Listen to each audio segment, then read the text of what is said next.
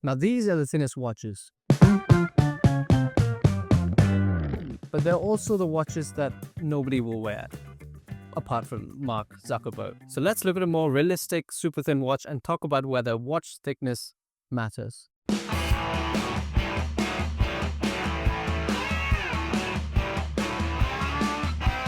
The Altiplano is a watch with a cool value proposition. I find this to be rather good on the basis of diminishing returns. If you were to plot watch thinness versus price, I think the Altiplano would be somewhere at the top, so at the maximum on that curve. So let's start with whether watch thickness really matters, and then I'll get into the hands-on of this piece, and then we can talk more about whether watch thickness makes a superior watch or not. So does watch thickness really matter? So to me, until about a year ago, I would have easily said no. And that's because I got to experience the Nomos Club campus for an extended period about a year ago. And until then, I'd never really valued thin watches.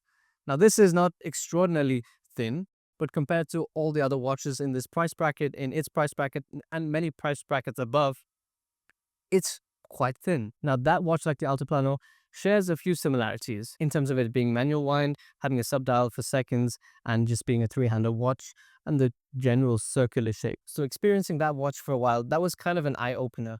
I really opened up to the idea of not consciously having a watch on your wrist all the time, even though it's there. Don't get me wrong, I love my share of bulky, sporty watches even now.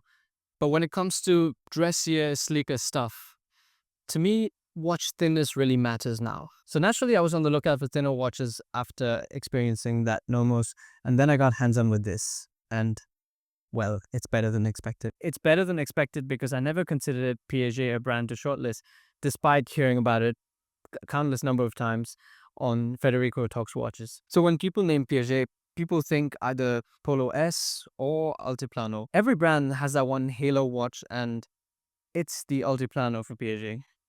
If they redesigned this into a sports watch, that would be absolutely killer. With the great deals on the market right now, this is a fantastic value proposition.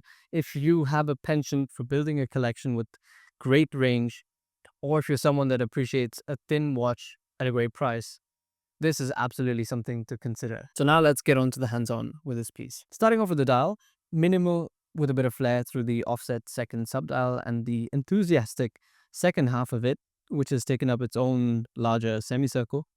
I can't say that I'm a fan of this, but I wouldn't label it a deal breaker. The reaction it induces is sort of an okay, fine, whatever, interesting. Apart from that, I really like the Piaget logo at 3 o'clock. I think it's perfectly done. It has some flair to it with that large T. The hands of this watch, well, they're not too legible. They kind of don't want to be seen unless you really want to. I think it suits the watch, comes with the territory. The indices are applied, doubly so with the 12, 4, 6, and 8 hour markers. That's a new pattern to me. I like it. And I don't miss the markers at 10 and 11. I think the watch is really well dimensioned in terms of case size. It sits rather well on my wrist. The case itself is made out of white gold 18 karat AU 750, for those who want to know exactly. The watch is so thin that you don't really expect much of a side profile on this piece, and you don't get one, but it's still somehow not boring. Additionally, the lugs are very classically designed. This thing is basically a circle with lugs attached to it, and that's how you put it on a strap. But it works. The crystal on this watch is super thin, super reflective, and that makes it really hard to read the time in the evening or in a dimly lit room, which is kind of the funny thing with dress watches. You typically expect to wear these pieces in dimly lit rooms at evening events, and that's where they're kind of terrible to read. Although, I have to say, this is a cool enough watch that you'd pull out your phone, turn on the torch, all this while ignoring the time that was displayed in large font on your phone. Somehow you ignored it. And then you use the flashlight to shine it on the dial of this piece, turn it off, and then realize you've forgotten to read the time. And that's a really good summarization of the stratum in which this watch sits. Another nice touch on the watch itself is the crown. It has to be small and thin, and there's a P that's engraved into it. The action on the crown is surprisingly quite okay, even though it's small, it's quite grippy and easy to use. Okay, so now let's get into this watch's biggest feature, its thickness or Well, thinness. Imagine the case back of the watch you're wearing. Imagine if that was attached to a strap and on your wrist. And imagine if that somehow also had a movement, a dial, hands, crystal. Yeah, that's pretty much what this watch feels like on the wrist. It's funny how the camera struggles to focus on this thing because it's not able to perceive it as an object due to its lack of depth. And that sort of highlights how this watch also feels on the wrist. You don't perceive it unless you actually look at it. As I get older, I find myself in more and more professional environments, and I'm starting to appreciate not noticing a watch on my wrist all the time. So it also works well with sleeves. You don't really have a second thought. You can wear multiple layers. You can wear this watch and really not even know it's there until you need it. There's an amount of detachment and freedom a thin watch brings, especially when it doesn't interfere with any choice of clothing. And this is quite a bit more pronounced when you live in a colder climate. So now let's talk about whether watch thinness is a sign of superior watchmaking. Yes and no. That's a stupid answer, but my explanation should help you get the full picture. There's a reason why most great watches are above 10 millimeters in thinness, or thickness in this case. And that's because there's reliability, accuracy, and bulletproofness that are the three main points any successful watch brand needs to hit with their watches. Almost all thin watches compromise on movement specs.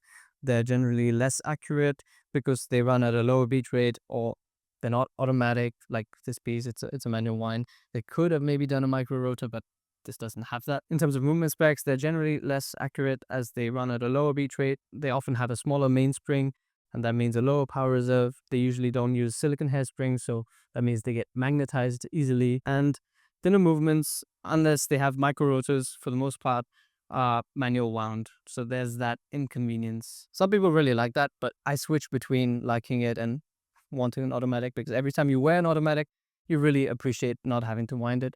But when you wear a manual wind, you either appreciate the thinness, or sometimes you feel like, yeah, it's nice to wind the watch. But on an everyday basis, it gets kind of annoying. For the average consumer that has between 1 and 3 watches in their collection, the main watch brands produce the best pieces at over 10 millimeters because that's how they're able to hit the 3 pillars of having a good watch. So that's reliability, accuracy, and bulletproofness. And additionally, they want to be versatile.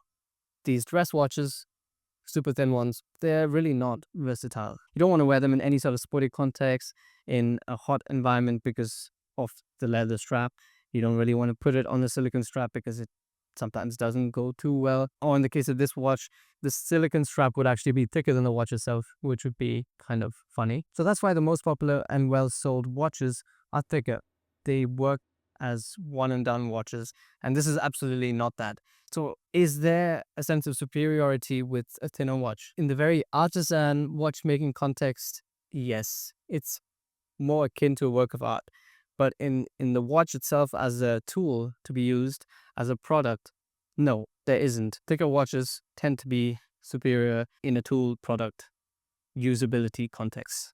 But if you look at this as a piece of art, then thinness absolutely comes with the territory of superiority. Cheers. See you in the comments below.